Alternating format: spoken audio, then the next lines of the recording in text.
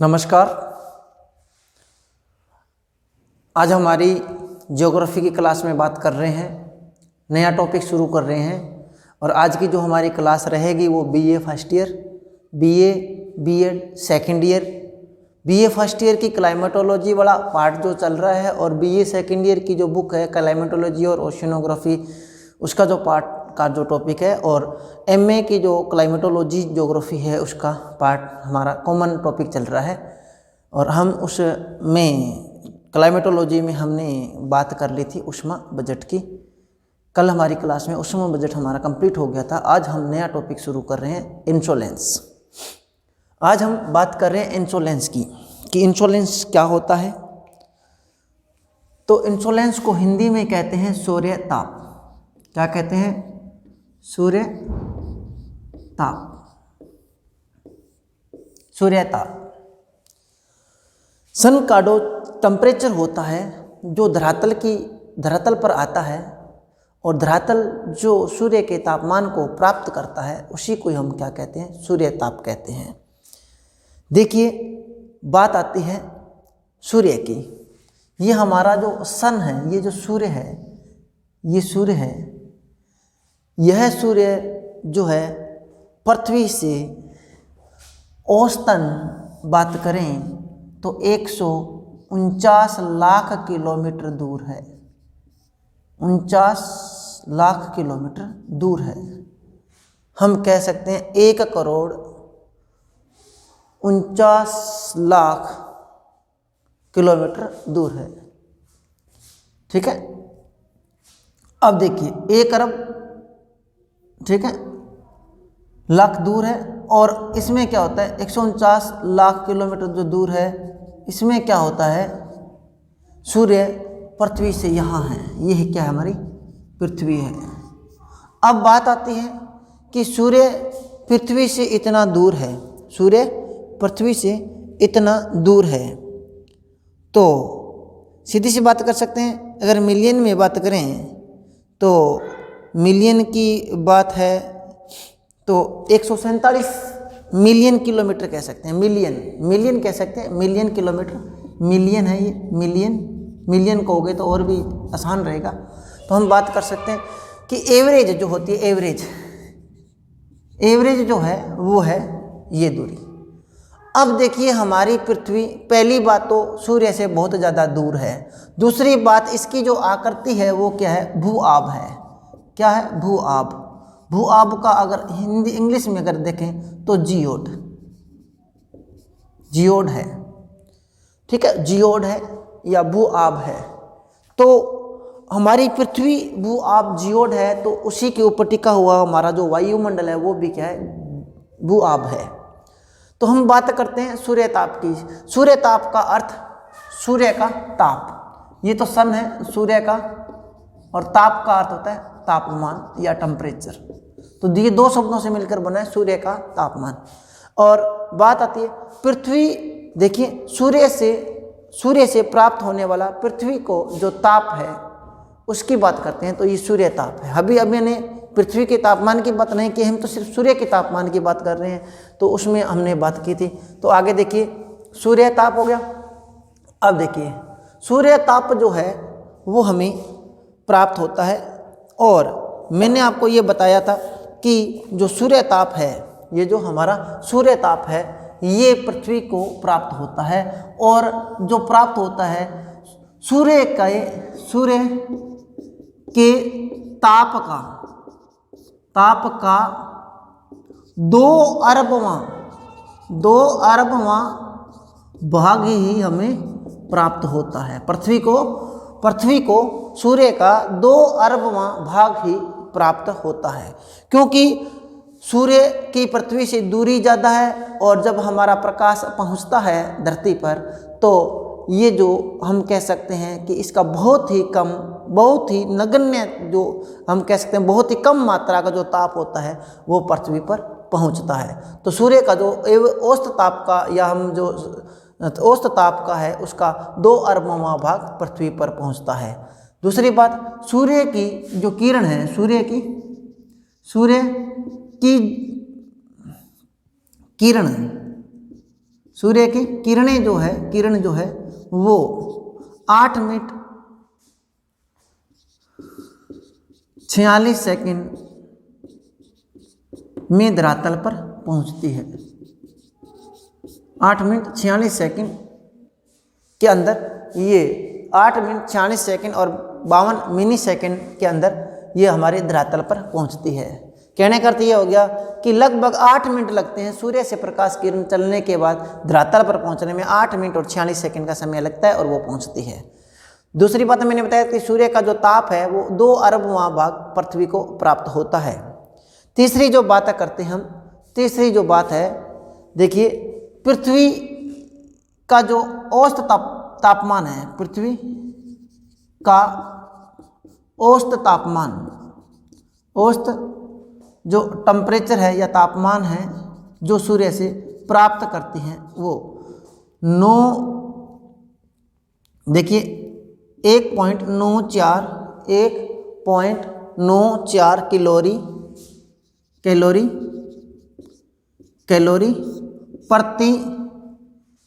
Calorie प्रति वर्ग प्रति मिनट की दर से प्राप्त करती है।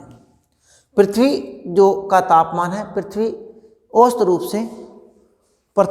रूप से वायुमंडल के ऊपरी सतह पर है ये, ठीक है, वायुमंडल के ऊपरी सतह पर 1.94 कैलोरी प्रति वर्ग सेंटीमीटर प्रति वर्ग मीटर, ठीक है। देखिए 1.94, देखिए पृथ्वी का जो औसत तापमान है जो वायुमंडल के ऊपरी भाग में 1.94 कैलोरी प्रति वर्ग सेंटीमीटर प्रति वर्ग प्रति मिनट की दर से हमें प्राप्त होता है।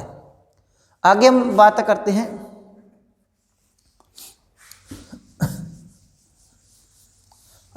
करते हैं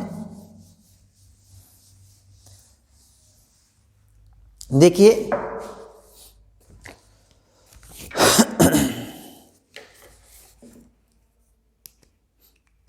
सूर्य के धरातल का तापमान, सूर्य के धरातल का जो तापमान है वो देखिए सूर्य के धरातल का तापमान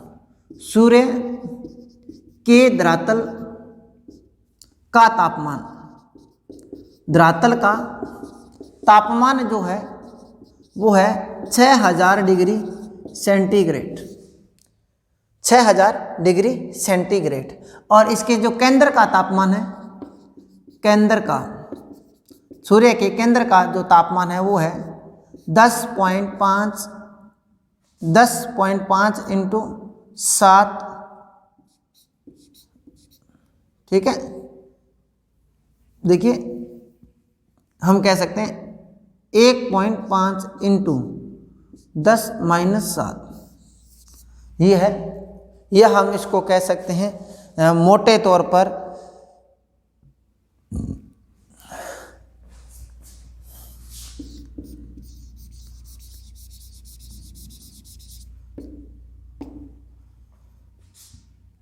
सेंटीमीटर डिग्री सेंटीग्रेड। तो ये हो गया इकाई, दहाई, सैकड़ा, हजार, 10,000, लाख, 10 लाख और 10 लाख और करोड़, 5 करोड़, ठीक है, 5 करोड़ डिग्री सेंटीग्रेड जो है वो सूर्य की सतह का तापमान होता है। और 5 करोड़ डिग्री सेंटीग्रेड जो तापमान होता है वो इतना ज़्यादा होता है कि यहाँ पर कोई भी जो ठोस वस्तु है वो लिक्विड अवस्था में आ जाती है। तो सूर्य के अंदर का टेम्परेचर बहुत ज़्यादा है और धरातल सूर्य का जो हमारी पृथ्वी जो है वो सूर्य से बहुत ज़्यादा दूर होने के कारण ये हमारे पास 2 अरब माही भाग हमारे तक पहुँच पाता है। अब हम बात करते हैं, ये तो हमारे इसका एक मोटा मोटा हो गया। आगे हम बात करते हैं जो हमारी पृथ्वी को सूर्य ताप प्राप्त होता है वो भिन्न भिन्न जगह पर भिन्न भिन्न होता है। हम कह सकते हैं कि पूरी पृथ्वी पर तापमान जो है वो एक जैसा प्राप्त नहीं होता। देखिए हम बात करते हैं, ये हमारे क्या है, पृथ्वी है, ये हमारे क्या है, पृथ्वी है, और हमारी पृथ्वी जो है वो जियोड है, क्या है, भू आब है, क्या है, भू आब, भू आब है या जियोड है। अभी मैंने आपको पहले भी एक वीडियो में बताया था कि यहाँ पर ये जो लाइन है, ये जो लाइन है, ये क्या है, भू मध्य रेखा है, क्या है, भूमध्य रेखा। भूमध्य रेखा का दूसरा नाम मैंने आपको बताया था जिसका नाम है विषुवत रेखा, विषुवत रेखा, और एक इसी का नाम बताया था मैंने 0 डिग्री अक्षांश भी इसको कहा जाता है। 0 डिग्री अक्षांश रेखा या 0 डिग्री अक्षांश भी इसको कहा जाता है। तो इसके जो 3 नाम हो गए। अब देखिए मैंने आपको बताया कि यहाँ पर एक रेखा है 23.5 डिग्री जिसका नाम है कर्क रेखा, और यहाँ पर एक रेखा है जिसका नाम है 23.5 डिग्री, और ये जो ऊपर वाली 23.5 डिग्री जो रेखा है इसका नाम है कर्क रेखा, और ये जो रेखा है इसका नाम है मकर रेखा। देखिए आपको एक बात बता दूं कि जो हमारा सूर्य है, हमारा सूर्य है वो किसी के चारों ओर चक्कर नहीं लगाता। देखिए सूर्य अपने अक्ष पे घूमता जरूर है लेकिन किसी के चारों ओर चक्कर नहीं लगाता। दूसरी बात, सूर्य यहाँ पर है, सूर्य क्या है, यहाँ पर है, सूर्य यहाँ पर है, ये हमारा सन है। अब देखिए सन का जो कह सकते हैं नॉर्मली जो है इसके ऊपर सूर्य का प्रकाश आता है, ठीक है, इसके ऊपर क्या आता है, सूर्य का प्रकाश आता है। तो हम कह सकते हैं नॉर्मली ये हमारा सन है और यहाँ पर सूर्य का प्रकाश आता है भूमध्य रेखा के ऊपर। लेकिन पृथ्वी जब सूर्य के चारों ओर घूमती है तो सूर्य जो है, सूर्य का जो प्रकाश की जो किरणें हैं वो नॉर्मल कर्क रेखा से मकर रेखा के बीच प्रभावी रहती हैं। समझ गए? सूर्य की प्रकाश की जो किरणें हैं वो कर्क रेखा से मकर रेखा के बीच में प्रभावी रहती है, और भूमध्य रेखा को छोड़कर कर्क रेखा और मकर रेखा पर उसकी जो सूर्य की किरणें होती है वो तिरछी या सीधी पड़ती रहती हैं। अब हम बात करते हैं, देखिए सीधी सी बात है, सूर्य कर्क रेखा के ऊपर, पहली बात है भूमध्य रेखा के ऊपर सूर्य 21 मार्च को होता है। कब होता है? 21 मार्च को। 21 मार्च को सूर्य जो होता है वो भूमध्य रेखा के ऊपर लंबवत चमकता है। मार्च के बाद सूर्य जो होता है वो अपना उत्तरायण की ओर मुड़ना शुरू हो जाता है, और लगभग हम बात करते हैं 21 जून को सूर्य जो होता है वो कर्क रेखा के ऊपर सीधा चमकता है। ठीक है, 21 जून को सूर्य कहाँ चमकता है? कर्क रेखा के ऊपर चमकता है। 21 जून के बाद सूर्य वापस भूमध्य रेखा की ओर हो जाता है, और यहाँ पर 23 सितंबर को सूर्य वापस पुनः भूमध्य रेखा के ऊपर चमकता है। फिर क्या होता है? देखिए 23 सितंबर को जब भूमध्य रेखा के ऊपर चमकता है तो पुनः ये किस ओर जाता है? दक्षिणायन हो जाता है, और 23 सितंबर के बाद सूर्य दक्षिण गोलार्ध की ओर चलता है, और यहाँ पर ये 22 दिसंबर को मकर रेखा के ऊपर पहुँच जाता है। ठीक है, 22 दिसंबर को कहाँ पहुँच जाता है? मकर रेखा पर पहुँच जाता है। 22 दिसंबर को मकर रेखा पर पहुँचने के बाद ये पुनः उत्तर की ओर चलना शुरू करता है, और 21 मार्च को ये पुनः यहाँ पहुँच जाता है भूमध्य रेखा पर। तो मेरे कहने का अर्थ ये हो गया कि जो सूर्य है, सूर्य का जो किरणों का तिरछा या सीधा पड़ना कर्क रेखा और मकर रेखाओं के बीच में ही प्रभावी रहता है। दूसरी बात, जब सूर्य कर्क रेखा पर सीधा चमकता है, जब सूर्य कर्क रेखा पर सीधा चमकता है, इसे कहते हैं कर्क संक्रांति। कर्क संक्रांति, कर्क संक्रांति।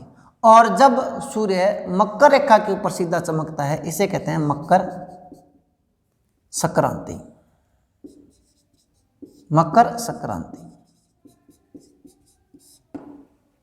तो कर्क संक्रांति और मकर संक्रांति।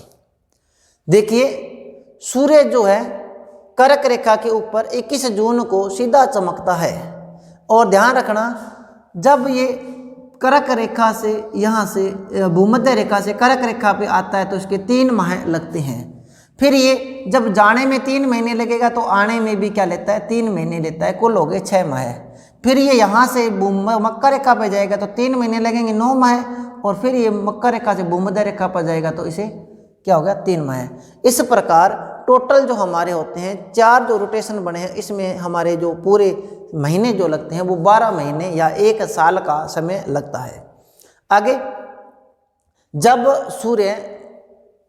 सूर्य मकर रेखा पर या जब सूर्य भूमध्य रेखा के ऊपर आता है तो क्या होता है, विषुव बनते हैं। क्या बनते हैं, विषुव। इसे क्या बोलते हैं, विषुव बोलते हैं जब सूर्य भूमध्य रेखा के ऊपर आता है। या हम बात कर सकते हैं जब भूमध्य रेखा पर सूर्य आता है और दिन और रात समान होते हैं 12-12 घंटे के, उसे क्या कहते हैं, विषुव बोलते हैं। ठीक है।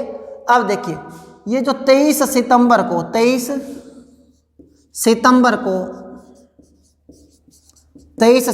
को शरद विषुव बनता है। क्या बनता है, शरद विषुव। 23 सितंबर को शरद विषुव बनता है, जबकि 21 मार्च को बसंत विषुव बनता है। बसंत विषुव बनता है। क्या बनता है, बसंत विषुव बनता है। तो हम बता रहे हैं कि मैंने आपको बताया था कि जो हमारा सूर्य है वो सूर्य की जो प्रकाश की किरणें हैं वो एक बार मकर रेखा पर सीधी पड़ती है तो हमारी कर्क रेखा पर इसकी किरणें तिरछी पड़ती है, और जब सूर्य की किरणें कर्क रेखा पर सीधी पड़ती है तो मकर रेखा पर तिरछी पड़ती है। कहने का अर्थ ये हो गया कि मकर रेखा और कर्क रेखा पर सूर्य का जो प्रभाव है वो विपरीत होता है। एक जगह सीधी पड़ती है तो दूसरी जगह क्या पड़ेगी, विपरीत पड़ती है। तो मैंने अभी बताया था भूमध्य रेखा के ऊपर लगभग साल में 2 बार जो किरणें होती है वो सीधी पड़ती है, और कर्क रेखा और मकर रेखा के बीच में जो सूर्य की किरणें होती है वो हमेशा सीधी रहती है, और यहाँ पर जो किरणें होती है वो सीधी पड़ती है। लेकिन कर्क रेखा के आगे और मकर रेखा के नीचे और ज़्यादा नीचे जो किरणें होती है वो तिरछापन बढ़ता जाता है। और इसी प्रकार हम कह सकते हैं कि 21 मार्च को जब सूर्य कर्क रेखा के ऊपर होता है, 21 मार्च को जब सूर्य भूमध्य रेखा के ऊपर होता है तो 21 मार्च को बसंत विषुव बनता है। उसी प्रकार जब पुनः 23 सितंबर को जब भूमध्य रेखा के ऊपर सूर्य आता है तो उसे शरद विषुव कहते हैं। आगे हम बात करते हैं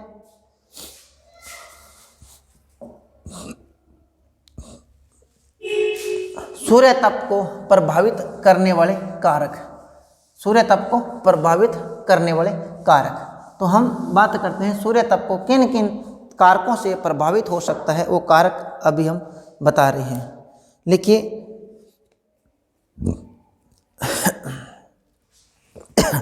सूर्य तप को प्रभावित करने वाले कारक। सबसे पहले 1 नंबर कारक है सूर्य से पृथ्वी की दूरी। तो ये मोस्ट कारक है। देखिए पहला जो हमारा कारक है सूर्य से पृथ्वी की दूरी। तो सूर्य से पृथ्वी की दूरी हमेशा समान नहीं रहती, घटती बढ़ती रहती है। इसलिए जो सूर्य का ताप जो मिलना है वो भी कम ज़्यादा होता रहता है। तो इसी से जब सूर्य का ताप कम ज़्यादा मिलेगा तो उससे हम जो तापमान प्राप्त होगा या टेम्परेचर इंसोलेंस जो प्राप्त होगा उसमें भी कमी या बढ़ोतरी होती रहती है। देखिए सूर्य से पृथ्वी की जो दूरी है उसके बारे में बात करते हैं। देखिए मैंने आपको पहले बताया कि औसत दूरी है, औसत जो दूरी है सूर्य की, औसत दूरी सूर्य और पृथ्वी के बीच की जो औसत दूरी है वो है 149 मिलियन किलोमीटर। 149 मिलियन किलोमीटर दूरी है सूर्य और पृथ्वी के बीच में। देखिए अब क्या होता है, जब ये सामान्य दूरी होती है तो ये सामान्य समय होता है, और जब सामान्य दूरी होगी तो यहाँ पर कि कहीं भी ये नहीं कि टेम्परेचर कम ज़्यादा होगा, एवरेज टेम्परेचर आता है। यहाँ तापमान औसत ताप प्राप्त होगा। क्या होगा, औसत ताप प्राप्त होगा, और यहाँ पे औसत तापमान प्राप्त होगा। अब देखिए क्या होता है, जब सूर्य और पृथ्वी के बीच में दूरी बढ़ जाती है तो इसके 2 रीजन आते हैं। एक तो अपसोर होता है, और एक उपसौर होता है। अपसौर और उपसौर की पोजीशन आ जाती है। क्या आ जाती है? अपसौर और उपसौर की पोजीशन आ जाती है। देखिए मैं आपको बताता हूँ, उप एक पर्यायवाची है और उप का अर्थ होता है निकट। उप का अर्थ क्या होता है? निकट। उप एक पर्यायवाची है और उप का अर्थ क्या होता है? निकट। निकट माने यह हम कह सकते हैं पास। क्या होता है? पास। तो सीधी सी बात है, उपसौर का अर्थ क्या होता है? जब सूर्य और पृथ्वी के बीच दूरी औसत से कम हो, औसत से कम हो तो उसे उपसौर कहते हैं। क्या कहते हैं? उपसौर कहते हैं। उपसौर कहते हैं। जब पृथ्वी और सूर्य के बीच की दूरी औसत से कम हो तो उसे क्या कहते हैं? उपसौर कहते हैं। और उपसौर कब होता है? 3 जनवरी को। उपसौर कब होता है? 3 जनवरी को। 3 जनवरी को। ठीक है। अब देखो 3 जनवरी को क्या होगा? उपसौर होगा। ठीक है। अब देखो हमारी इसकी औसत दूरी कितनी थी? 149। ठीक है। अब देखो अपसौर, उपसौर में क्या होगा? पास में आ जाएगा तो इसकी दूरी क्या हो जाएगी? कम हो जाएगी। तो 147 मिलियन किलोमीटर दूरी हो जाती है। 147 है कितनी? 149 मिलियन किलोमीटर है। और ये दूरी घटकर सूर्य और पृथ्वी पास में आ जाती है तो 147 मिलियन दूरी हो जाती है। हम कह सकते हैं, ठीक है, 147 मिलियन दूरी हो सकती है। 1 अरब 47 करोड़ दूरी हो सकती है। तो किलोमीटर दूरी हो सकती है। इसके बीच में कम हो जाती है दूरी। और जब दूरी कम हो जाती है तो क्या होता है? टेम्परेचर ज़्यादा प्राप्त होता है। तो याद रखना, उपसौर जब सूर्य और पृथ्वी के बीच में दूरी औसत दूरी से कम हो जाती है तो उसे उपसौर कहते हैं। और ये जो हमारी पोजीशन बनती है ये 3 जनवरी को बनती है। और उपसौर में जो दूरी होती है वो दूरी 147 मिलियन किलोमीटर हो जाती है, जिससे तापमान प्राप्त ज़्यादा होता है। दूसरी बात देखिए, अपसौर और उपसौर का जो प्रभाव जो होता है वो दक्षिणी गोलार्ध में ज़्यादा देखा जाता है। उत्तरी गोलार्ध में उसका प्रभाव नकारात्मक होता है, या हम कह सकते हैं विपरीत प्रभाव होता है। तो यहाँ पर क्या होता है? 7% ताप ज़्यादा प्राप्त होता है। 7% क्या होता है? तापमान ज़्यादा प्राप्त होता है एवरेज टेम्परेचर से। दूसरी बात हम करते हैं अपसौर। दूसरी बात क्या होती है? अपसौर। अपसौर का अर्थ क्या होता है? दूर। ठीक है। अपसौर का अर्थ क्या होता है? दूर। और अपसौर कब होता है उसके बारे में अपनी बात करते हैं। देखिए मैंने आपको बताया था पहले, औसत दूरी, सामान्य स्थिति। और सामान्य स्थिति में मैंने आपको बता दिया था कि एवरेज दूरी होगी और वो होगी 149 मिलियन किलोमीटर। ठीक है। आगे हम बात करते हैं, यहाँ पर क्या होंगे? दिन और रात। दिन जो होंगे वो 12 घंटे के, और जो रात होगी वो भी क्या होगी? 12 घंटे की। तो क्या होंगे? दिन और रात समान होंगे। आगे हम बात करते हैं, देखिए अब आती है उपसौर की पोजीशन। उपसौर है, उसमें दूरी कितनी होगी? 147 मिलियन किलोमीटर। 147 मिलियन किलोमीटर दूरी होगी। और ये जो पोजीशन बनेगी ये बनेगी 3 जनवरी को। और 3 जनवरी को बनेगी पोजीशन, तो दूरी क्या होती है, कम होती है। सूर्य और जो पृथ्वी है पास पास में होते हैं। ये 3 जनवरी की उपसौर की घटना होती है। और इसमें क्या होते हैं, दिन जो होते हैं, दिन ये लगभग हम कह सकते हैं 16 घंटे की होते हैं। और जो रात होती है वो क्या होते हैं, 9 घंटे की होती है। इसी प्रकार हम बात करते हैं अपसौर। अपसौर की पोजीशन में जो होती है 152 मिलियन किलोमीटर होती है दूरी। सूर्य और पृथ्वी के बीच में दूरी बढ़ जाती है 152 मिलियन किलोमीटर। और ये जो पोजीशन बनती है ये 4 जुलाई को बनती है, 4 जुलाई को। तो इससे क्या होगा, ताप कम प्राप्त होगा। ताप क्या होता है, कम प्राप्त होगा। तो यहाँ पे रात 16 घंटे की हो जाती है और दिन 9 घंटे का हो जाता है। तो ये जो दिन की जो अवधि है, रात की अवधि, ये इतना मायना नहीं रखती, लेकिन ये रखता है अपसौर और उपसौर मायना। इसके बाद तो हो गया सूर्य और पृथ्वी के बीच की दूरी। उसके बाद हम दूसरा जो टॉपिक है उसमें अक्ष पर घूमना। अक्ष पर घूमना,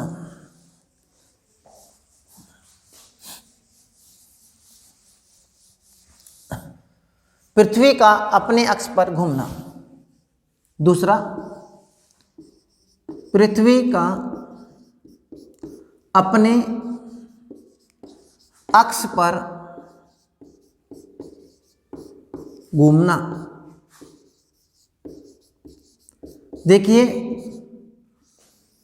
जब पृथ्वी अपने अक्ष पर घूमती है तो क्या होते हैं, अगर हम बात करें कि जहाँ पृथ्वी होती, जैसे ये पृथ्वी है और ये क्या है, सन है। तो ये जो सन है और ये पृथ्वी है, तो सूर्य का जो प्रकाश होता वो एक भाग पर पड़ता। अगर ये पृथ्वी नहीं घूमती तो सूर्य का प्रकाश यहाँ पड़ता, इस भाग पर, पूरे भूभाग पर पड़ता और 24 घंटे यहाँ इसको प्रकाश मिलता। लेकिन होता क्या है, पृथ्वी सूर्य के चारों ओर घूमती है और अपने धुरी पे भी ये घूमती है। जब ये अपने अक्ष पर घूमती है तो क्या होती है, ये घूमती रहती है। और इसका जो कह सकते हैं, इसका जो घूमने का जो है वो है पश्चिम से पूरब की ओर पृथ्वी घूमती है। इससे क्या होता है, जो भाग गर्म होता है, जो भाग गर्म हो रहा होता है या जो भाग गर्म होता है वो आगे बढ़ जाता है और पीछे से ठंडा भाग आ जाता है। फिर उसको सूर्य को गर्म करना पड़ता है। जब तक वो गर्म होता है फिर आगे और बढ़ जाती है, फिर और पीछे से ठंडा आ जाता है। तो हम ये कह सकते हैं कि जब पृथ्वी अपने धुरी पे घूम रही होती है तो सूर्य को उस पर एनर्जी बहुत ज़्यादा लगानी होती है, क्योंकि अगर एक ही भाग को गर्म करना हो तो वो बहुत जल्दी गर्म हो जाता। लेकिन अब क्या है, एक पीछे से पीछे की ओर आता है। माने ये सूर्य के सामने वाला भाग है तो यहाँ दिन है और इसके बैक साइड में क्या है, रात है। जब ये दिन वाला भाग तो पूरा गर्म हो जाता है, लेकिन जैसे जैसे पृथ्वी घूमती रहती है तो रात वाला पार्ट आता रहता है, तो ये माने ठंडा आएगा और इससे क्या होता है, पृथ्वी को, सूर्य को ज़्यादा एनर्जी खर्च करनी पड़ती है। तो अपने अक्ष पर घूमना हो गया। उसके बाद में आती है दिन की अवधि। दिन की अवधि,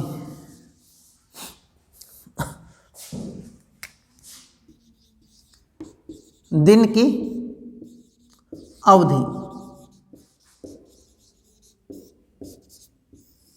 दिन की अवधि माने हम कह सकते हैं दिन और रात बनने की जो अवधि है उसके अंदर अंतर आता है। पृथ्वी पर जब सूर्य जब कर्क रेखा और मकर रेखा पर होता है तो दिन की जो अवधि है वो अंतर होता है। देखिए, जब सूर्य कर्क रेखा के ऊपर चमकता है, जब सूर्य कर्क रेखा के ऊपर जब सूर्य चमकता है तो कर्क रेखा पर दिन की जो अवधि होती है वो 12 घंटे से अधिक होती है। लगभग हम कह सकते हैं 14-15 घंटे की अवधि होती है दिन में। तो देखिए, जब सूर्य कर्क रेखा पर होगा और सूर्य कर्क रेखा पर होने के बाद में सूर्य की किरणें वहाँ पे लंबवत पड़ती है, तो एक नंबर बात तो वहाँ पे ताप अधिक मिलता है और सूर्य का जो प्रकाश है वो लंबे समय तक मिलता है। तो हम कह सकते हैं लगभग 14-15 घंटे वहाँ पर तापमान मिलता है। तो यहाँ पर जो तापमान ज़्यादा मिलेगा, या हम बात करें सूर्य की किरणें यहाँ पे सीधी पड़ती है, दिन की अवधि ज़्यादा होती है, तो दिन की अवधि जितनी ज़्यादा होगी तो ताप उतना ही ज़्यादा मिलता है। दूसरी बात करते हैं, अगर सूर्य कर्क रेखा पर होगा, अगर सूर्य कर्क रेखा पर होगा तो मकर रेखा पर क्या होगा, ताप कम, क्योंकि सबसे तिरछी करनी पड़ेगी मकर रेखा पर, सबसे तिरछी करनी पड़ेगी, तो दिन की अवधि क्या होगी, छोटी होगी, दिन की अवधि क्या होगी, छोटी होगी। और जब दिन की अवधि छोटी होगी तो तापमान क्या मिलेगा, कम मिलेगा। तापमान कम मिलेगा तो हमारा जो धरातल है, हमारा जो तापमान है वो क्या होगा, कम होगा। तो हम कह सकते हैं कि दिन की अवधि जो होती है, दिन की अवधि कम या अधिक होने के कारण हमें तापमान भी इससे क्या होता है, प्रभावित होता है। जब सूर्य कर्क रेखा पर होगा तो सूर्य के कर्क रेखा पर तापमान अधिक प्राप्त होगा, और जब सूर्य मकर रेखा पर आ जाएगा तो कर्क रेखा पर कम होगा और मकर रेखा पर अधिक हो जाएगा। तो ये ट्रांसफर होता रहता है। इसके बाद हम करते हैं बात वायुमंडल की पारदर्शिता। वायुमंडल की पारदर्शिता, वायुमंडल की पारदर्शिता। पारदर्शिता देखिए, हमारी ये जो अर्थ है, ये पृथ्वी है, इसके ऊपर गुरुत्वाकर्षण बल के कारण इसके ऊपर एक क्या पाया जाता है, बहुत मोटा वायुमंडल की परत पाई जाती है। और जब वायुमंडल की परत को पार करके सूर्य की किरणें नीचे धरातल की ओर आती है तो रास्ते में उसे भिन्न भिन्न प्रकार की गैसें, जलवाष्प, धूल के कणों का सामना करना पड़ता है। कुल कुछ ऐसे अपने कह सकते हैं तत्व होते हैं जो आर्द्रता ग्राही होते हैं, जो आर्द्रता को लेते हैं या तापमान को सोख लेते हैं। तो कई बार जो ठंडे पिंड होते हैं वो तापमान की जो किरणें आती है उसको सोख कर अपना भोजन वगैरह बना लेते हैं, जैसे पेड़ पौधे वगैरह और धूल कण, ठीक है, जलवाष्प वगैरह। तो ये क्या होते हैं, उसके तापमान को सोख लेते हैं। तो वायुमंडल की मोटी परत को पार करके जब सूर्य तक, पृथ्वी तक सूर्य की किरणें आती है तो वो क्या हो जाती है, धीरे धीरे जितनी ज़्यादा लंबाई होगी सूर्य की किरणों की, या ज़्यादा जो वायुमंडल की ज़्यादा मोटाई होगी, तो उसको पार करने में उतना ही ज़्यादा उसको एनर्जी खर्च करनी पड़ती है। तो हम कह सकते हैं कि वायुमंडल की जो मोटाई है वो भी हम निर्भर करती है। इसके बाद में हम बात करते हैं स्थल विन्यास। स्थल विन्यास,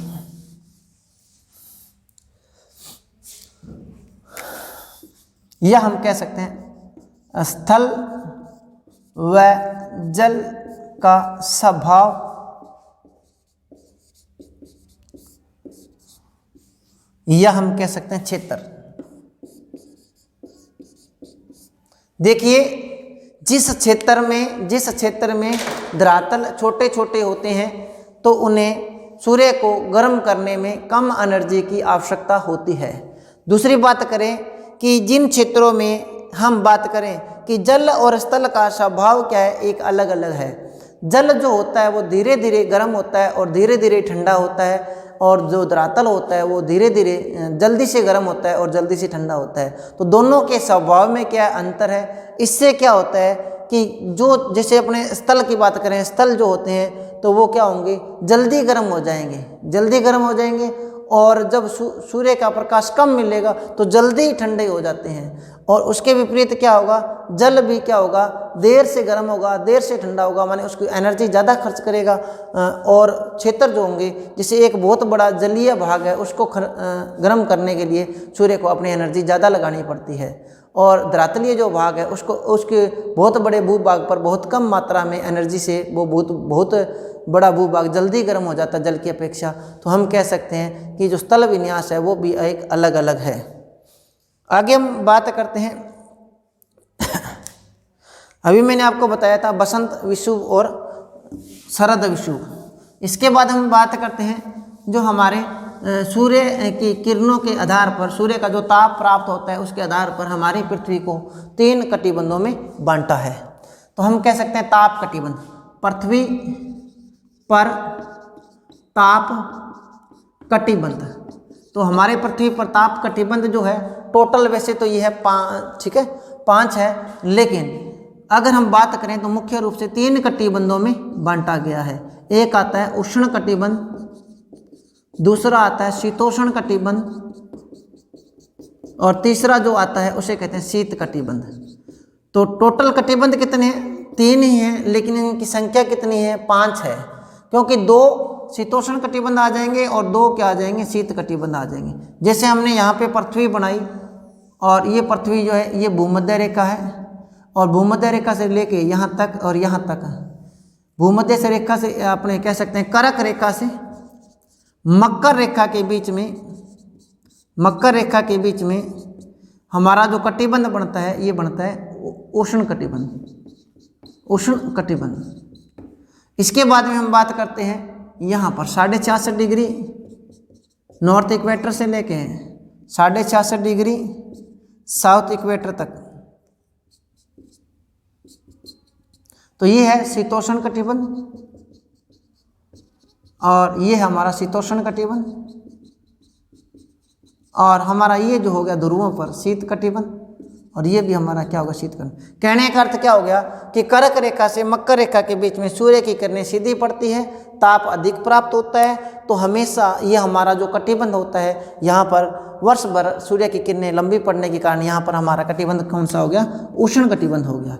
इसी प्रकार कर्क जब सूर्य यहाँ पर होगा तो यहाँ पे किरणें तिरछी पड़ती है, तो यहाँ पर क्या होगी, शीत ऋतु होगी, शीत ऋतु। और जब यहाँ पर सूर्य होगा तो यहाँ पर क्या होगी, गर्मी होगी। तो हम क्या कह सकते हैं, शीतोष्ण, शीत प्लस उष्ण, सर्दी और गर्मी जो दोनों दशाएं पाई जाती है वो शीतोष्ण कटिबंध होता है। और 66.5 डिग्री के बाद हमारी किरणें नहीं पहुँच पाती सूर्य की, इसीलिए वहाँ शीत कटिबंध होता है। तो आज हमने किया है तापमान, ठीक है, सूर्य ताप के बारे में बात की है और सूर्य तापमान को आपने विस्तार से देखा है। कल जो हमारी नेक्स्ट क्लास होगी उसके बारे पर बात करेंगे हम नए टॉपिक पे। तब तक के लिए धन्यवाद।